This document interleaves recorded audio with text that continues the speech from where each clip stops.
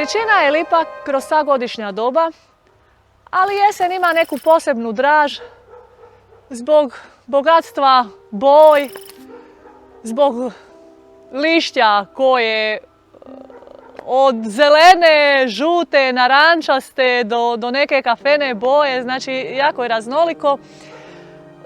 Tu boju lišća poprima i voda kad teče, tako da zapravo ima neku posebnu magičnu notu, recimo to tako.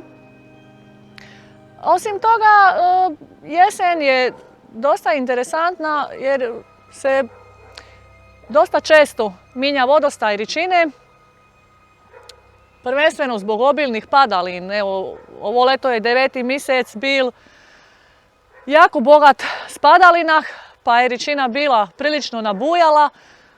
10. mjesec ima jednu sasvim neobičnu sliku, tepalje i nije tako puno padalin, pa je Ričina prilično niska.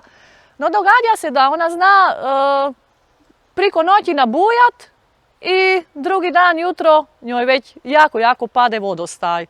Tako da sve su to neke karakteristike jeseni. Praktički čak i nikad ne znate šta će vas očekivati na toj Ričini. Kad su dani magloviti ili dažjeni, onda se nad vodun vavik rasprostire maglica i čak na oko možete vidjeti kako se ona pomiče, povlači, premješća, zdiže i spušća.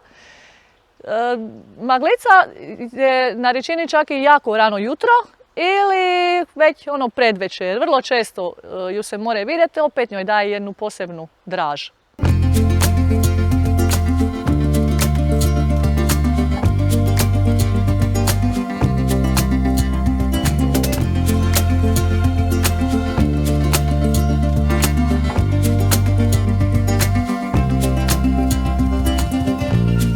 Na proljeće smo napravili jedan prilog o flori oko Ričine, znači o biljnemu svitu. Tu smo se osvrnuli najviše na stabla koja rastu uz Ričinu. Ona su zapravo tek prolistala. Sad moramo vidjeti kako su zapravo neka stabla već zgubila lišće. Evo recimo topola prva zgubi listi. Tu je orih, on je bez listih ostal, dok je jeršić, na primjer, baš tu iznad mene još zelen.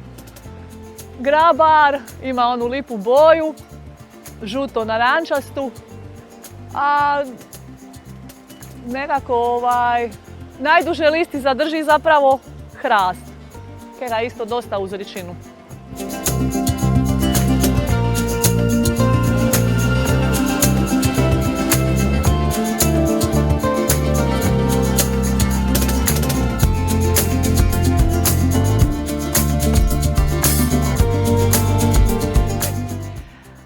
Postoji markirana šetnica od zgrada Rike skroz do samoga izvora Ričine, no ona na jako puno mestih skreće i ne prati sami tok. Tako da puno mestih uz Ričinu ostane skriveno. Evo na primjer čak i ovaj dio tu. Šetnica, markacije vode kroz šumu, a ne u sami tok Ričine.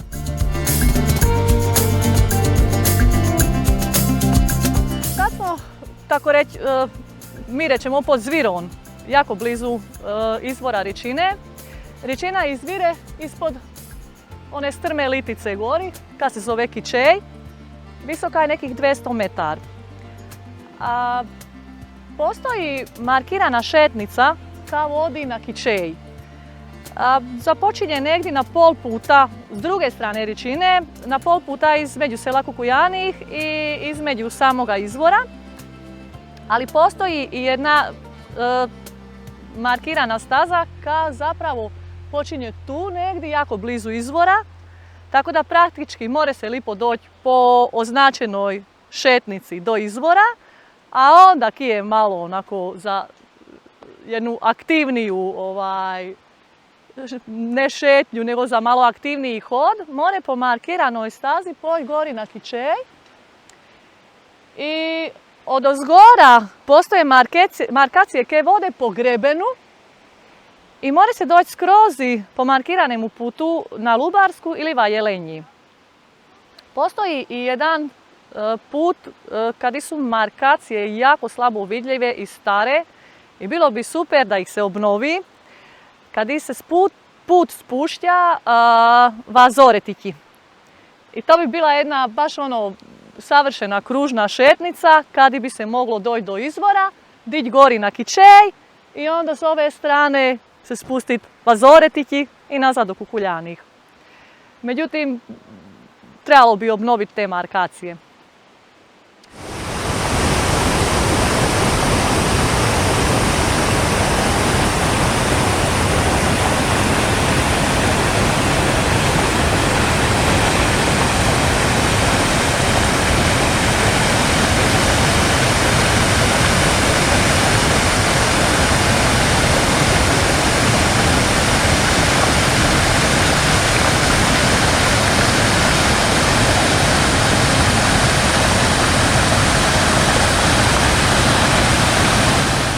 Markirana šetnica inače rez one druge strane obale i po njoj se može doći do samoga izvora.